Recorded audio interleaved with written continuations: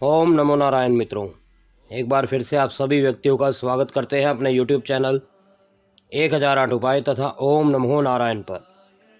मित्रों, आज की इस वीडियो के माध्यम से आपको यह सलाह दी जाएगी कि अगर आप अपने घर पे श्री यंत्र को स्थापित करना चाहते हैं तो किस धातु से बना हुआ स्थापित करें, भोजपत्र पर बना हुआ स्थापित करें या इस प्रकार के जो मशीनी आते हैं ताम्रपत्र पे वह स्थापित करें। बहुत से लोगों की ये रिक्वेस्ट आई थी कि कौन सा श्री यंत्र हमें घर पर लगाना चाहिए, कौन सा श्री यंत्र हमें दुकान पर लगाना चाहिए, कौन सा श्री यंत्र हमें मंदिर में रखना चाहिए। तो ये अलग अलग वाक्य हैं मित्रों, इसके बारे में हम चर्चा करने वाले हैं। अगर वीडियो पसंद आए तो वीडियो को लाइक ज़रूर करें और चैनल को सब्सक्राइब ज़रूर करें, ताकि आने वाले समय में ऐसी ही बेहतरीन जानकारियाँ समय समय पर आपको हमारे माध्यम से देखने को मिलती रहें।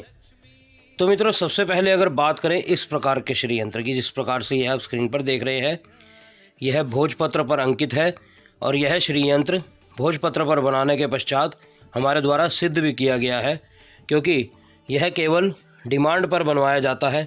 जब भी किसी व्यक्ति को ज़रूरत होती है, इसकी कोई व्यक्ति हमारे द्वारा मंगवाता है, तभी इसको अंकित किया जाता है शुभ मुहूर्त देखकर, और तभी इसको सिद्ध किया जाता है। यह जो हम वीडियो बना रहे हैं, आज है माघ मास की पूर्णिमा को यह वीडियो हम बना रहे हैं।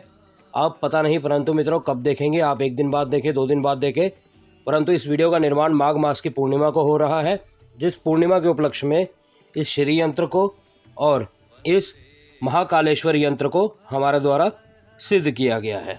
जिस प्रकार से यह आप स्क्रीन पर देख रहे हैं, इस महाकालेश्वर यंत्र को भी हमारे द्वारा आज ही के दिन सिद्ध किया गया है। तो मित्रों, अगर मैं इसके खास फायदे के बारे में बात करूं, अगर आप अपने घर पे लगाना चाहते हैं, अपने मंदिर में स्थान देना चाहते हैं, तो मंदिर में स्थान देने के लिए कभी भी ध्यान रखिए, आप इस प्रकार के क्रिस्टल के यानी स्फटिक के श्री यंत्र को स्थान दें। अब इसमें भी मित्रों 2 प्रकार के श्री यंत्र आते हैं, इस बात का आपने ध्यान रखना है। नकली और असली दोनों आते हैं। आपने यह सुनिश्चित हो जाना है कि यह श्री यंत्र ओरिजिनल है। यह बहुत से साइज़ों में आते हैं, यह छोटा भी आता है मित्रों, जिस प्रकार से आप देख रहे हैं, और यह उससे भी छोटा है जो कि आप देख रहे हैं। तो जिस हिसाब से जिसका मंदिर हो, वह उस हिसाब से श्री यंत्र को लेकर उसमें प्राण प्रतिष्ठा करवाकर उसको स्थापित करके उसको स्थान देकर और स्फटिक की माला से ही माँ लक्ष्मी के मंत्रों का जाप कर सकता है।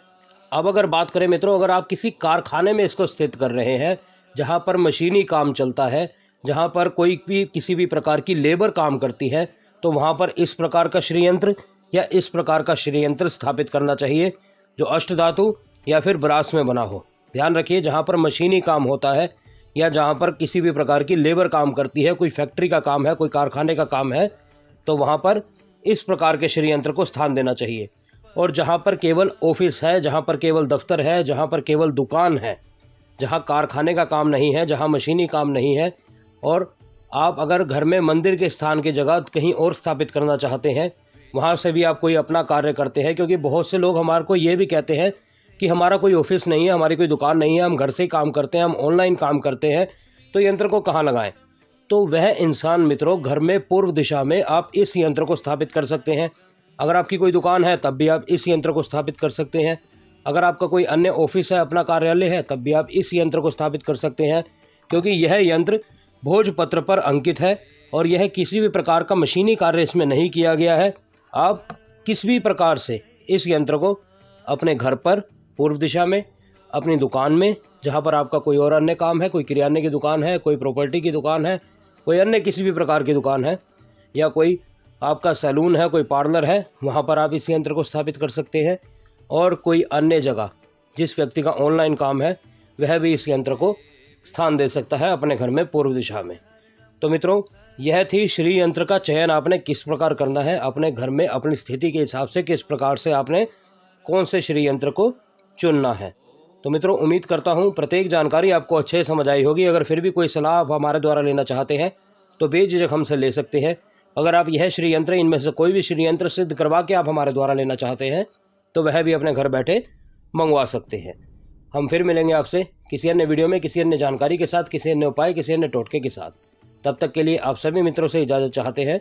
ओम नमो नारायण, ओम नमो नारायण, ओम नमो नारायण।